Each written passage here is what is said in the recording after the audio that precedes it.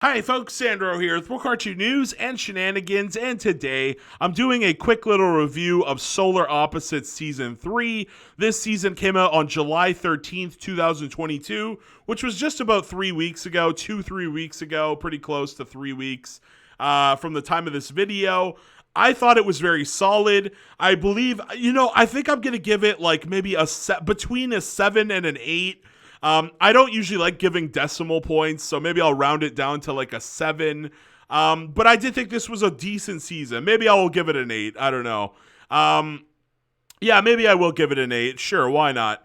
I thought it was pretty solid. I thought it was pretty decent.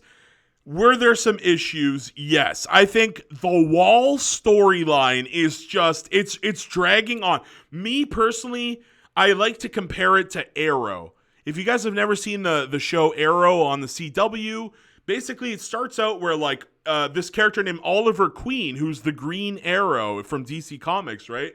He the story is that he gets shipwrecked on an island where he learns to become like the physical and hyperactive, Green Arrow. He learns how to do archery. He learns how to, do all these attacks and fist fight and do, clear his mind. And, he learns to become a superhuman by just, surviving on that island for 5 years, right?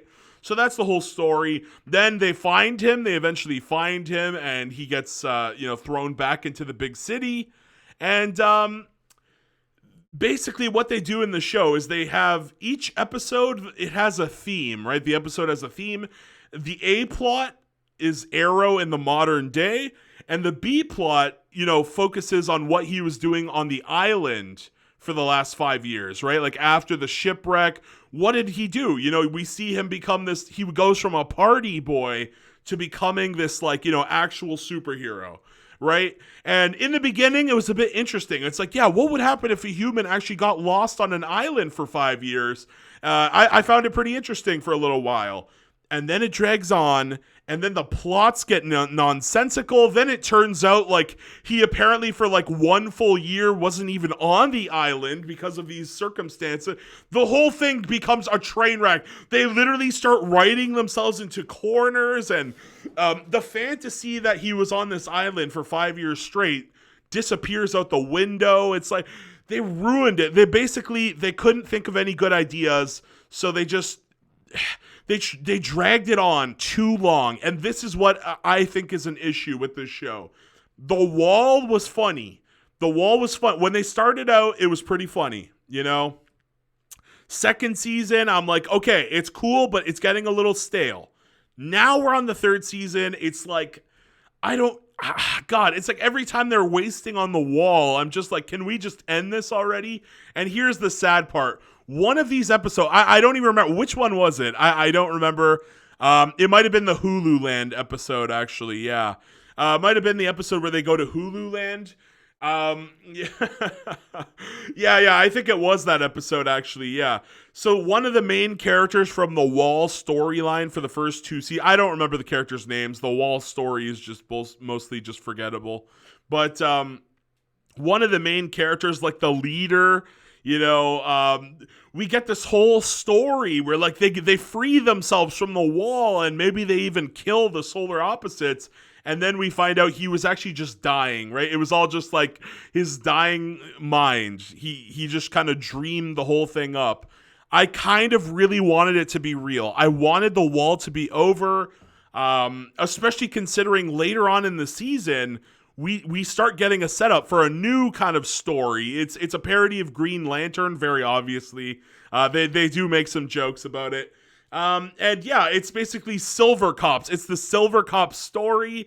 The dude who lives across the street from the Solar Opposites, he basically gets ejected into space because, the Solar Opposites they shoot him in the foot, but they're like, oh God, we can't go to jail. So they just fire him off into space.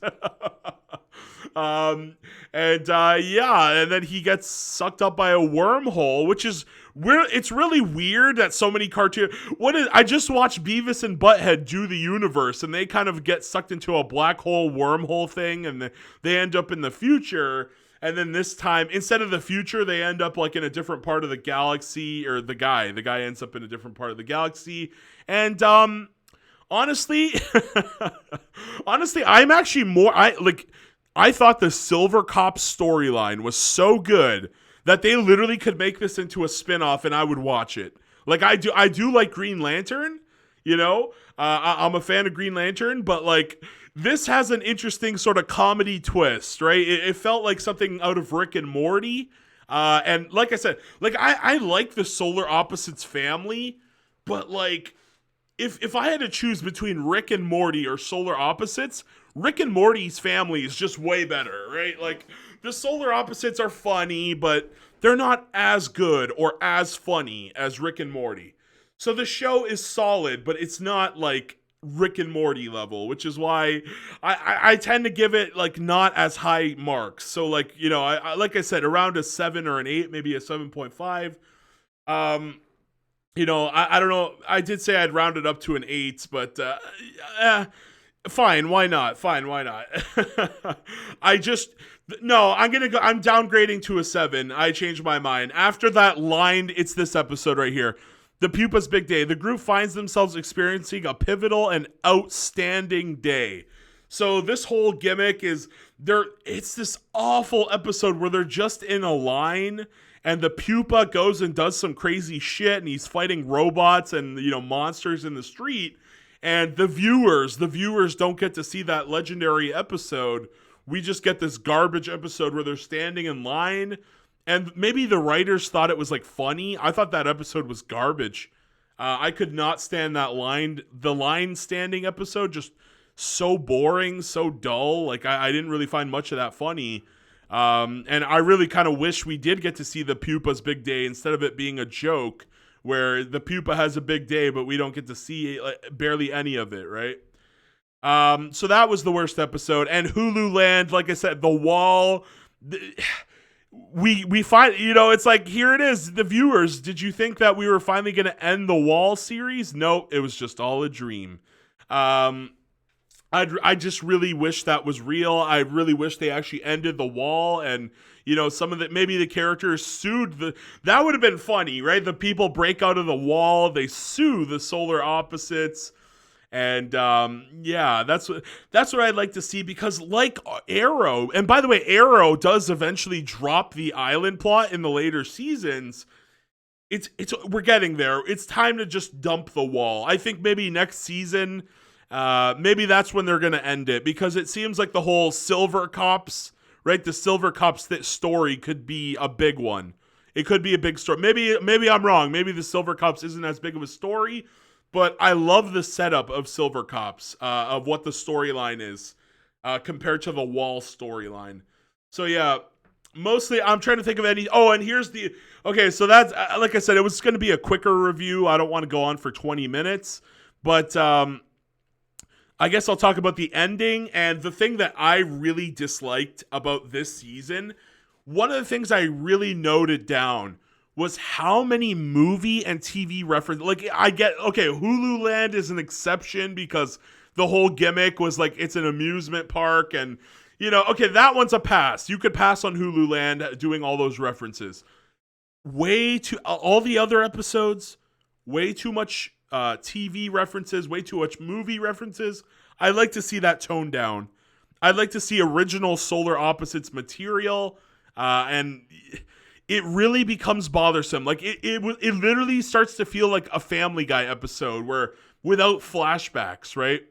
That's where we are right now. It's like we're getting all these references after reference after reference, and after a while, you're like, why are they referencing things so much? Is it because this show isn't good? You know what I mean? So that's why I'm gonna give it a 7 instead of an 8. It really got to me after a while. I was like, wow, there are way too many references in this show, to the point where you start to notice as a member of the audience. Whereas like Rick and Morty, a similar show, right? People will always compare these shows until the end of time. Rick and Morty is different. Like it handles the material much, much better. Much better. Whenever it does like a reference, you know, it does a lot of, Rick and Morty does do a lot of references, but you never feel like it's taking away from the plot, right? You never feel like, oh, there's something missing here. This isn't a good. You never really get that feeling where it's like, this is a bad episode. Where Solar Opposites, it's like the writers are like, oh, this reminds me of this and this and that and that. You've never seen this and this. What's wrong with you? So I started to notice it really heavy in Solar Opposites, whereas Rick and Morty, it's fluid. You don't see it too much. I'm sure you can nitpick an episode of Rick and Morty where they have way too many references. I'm sure it exists, but Solar Opposites is getting out of hand with the references. That's one thing they need to tone the hell down. Like I said, I'd like to see the wall plotline come to an end in the next season. And like I said, they are starting this Silvercop. Maybe it is happening. We're getting Silvercops as the next big plotline, aside, B plot. Or I guess right now, the fact that we still have the wall really, I guess the Silvercops is the C plot now. So we have Solar Opposites A plot. And I guess we even have the pupa. Sometimes the pupa just does its own plots. And then, well, that was, no, we're going to say Solar Opposites and the pupa are A. The wall is the B plot. And now the freaking Silvercops is C plot. So going into the next season, this could signify that it's time, right? It's time to end the wall. Instead of giving us that fake ending in the Hulu Land episode, give us the real episode. Other than that, let's move on to the final episode, The Fog of the Pupa, which is pretty interesting. So, by the way, I almost forgot to mention the best episode of the whole thing. It was 99 ships. So the episode, a look at what happened to the ships from the opening credits. Every episode of the series is like, their home planet gets destroyed and 100 ships were sent out to, terraform a planet and destroy it. Was it Schlorp or whatever? I can't remember the name of their home planet, but you understand what I'm saying. Every episode has the same opening scene. They just change a line of dialogue towards the end there. But with Corvo, right? He has his own unique line of dialogue each time. But people always wondered, including myself, like, what happened to the other 99 ship? Like, where are those other families, right? And we get this epic backstory. Like, I thought that was fantastic. We get this epic backstory that actually showcases that, no, it's like their family is not even the first one. Like, there have been multiple home planets that have been destroyed, millions even probably, where they all get destroyed by an asteroid eventually, and then they send out 100 ships to terraform, right? So we get this sort of awesome explanation that they've been terraforming like half the universe, and a bunch of them were captured by the Silvercops, which was a great segue to later in the season. I love this. This episode has to be one of the best Solar Opposites episodes ever. Solar Opposites episodes. Sorry, a bit of a tongue twister there. But where was that episode again? Hold on. Episode 6. If you're going to watch one episode from this show, 99 ships, I highly recommend it. It's a great episode. And we do find out, we actually do get to see a planet. The pupa turns like this purpley pink color, and then he explodes. And when the pupa does terraform a planet, he kills his family, his host family. They actually all die, which is really notable. And I guess they have to die, so then the pupa becomes part of the DNA, or I'm not exactly sure how it works, but maybe they don't need to die. I don't know. But we do see the pupa terraform a planet, and it becomes a new homeworld for them. And they are revealed. So in the 99 ships episode, right, we find out that family number 1 was successful. They were the successful one that actually managed to terraform a planet without getting killed by T-Rex. That was a funny gag. Yeah, like half of the alien families got killed by a T-Rex. Those were it was a funny gag. I did enjoy that one. But it is revealed that in a previous cycle of 100, family number 1 seems to be very successful, and it is revealed that Corvo and the gang are actually their generation's Unit 1. So that's really cool. So that episode has to be one of the best they've ever done in this entire series for sure. What a great episode. I actually, as they were doing the episode, I was like, wait, are they going to have time to go through all 99 in one episode? And then, we get the gag where the freaking T-Rexes kill like half of them. So, whatever. It's cool. I would have rather them like shown each individual, maybe that needed to be a 3-parter where we get to see like every last one and what happens. But great episode nonetheless. Now, as for the finale, we get so now that we know that the pupa, before he explodes, he will turn reddish pink. We get a very interesting thing where this pupa has gone in a different puberty route where he has turned blue and green. He shits out like a little egg where it's called the little buddy, and he's like this green little broccoli guy. That was kind of weird, but whatever. And the pupa becomes this rebellious teenager that's out of control. And, the solar opposites eventually come to realize that they've been a terrible influence. They've been killing people. They've been destroying the town. They've been jerks, right? And everything that the pupa has seen, like he absorbed from them, right? They're his family. He absorbed his entire, mind, his entire, just like a kid absorbs everything when they're young. They absorb what their parents teach them. They absorb what they learn from school, books, etc., video games, shows. The pupa absorbed what his family had been teaching him from observation, and he becomes a jerk himself. And they realize that they had no more adventures for the solar opposites. It leaves off, and I thought that was kind of cool that they did that. It leaves off with the solar opposites living normal lives where they don't do anything wacky. They don't use their sci-fi shit, right? They basically say no more sci-fi shit. And that's how it ends. It just ends with them being a normal family. And we don't really see the pupa go back to being normal, right? So it seems like his puberty route is going to be different. And to be fair, if the pupa does explode, the entire show is like, what are they going to do, right? If the show no longer takes place on Earth, it could still work. But I don't know. I think you need the humans to make it funny enough. But maybe I'm wrong. Maybe they could do it where it's like Earth gets terraformed and we actually get, or maybe they'll just do it on Mars. Yeah, that could be a plot idea.